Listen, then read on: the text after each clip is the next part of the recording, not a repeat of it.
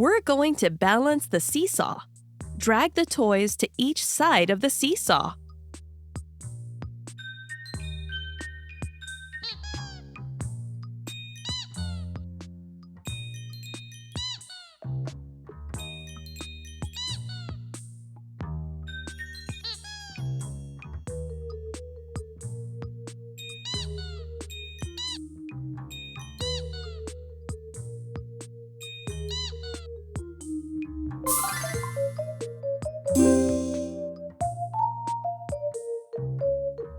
Great! Now on to the next round. Drag all the toys onto the seesaw and make it balanced on both sides.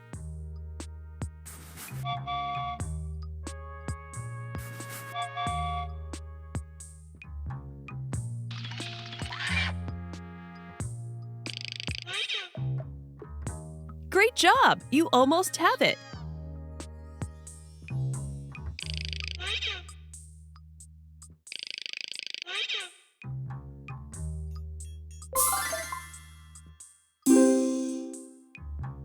Congratulations, you did it! Bye-bye!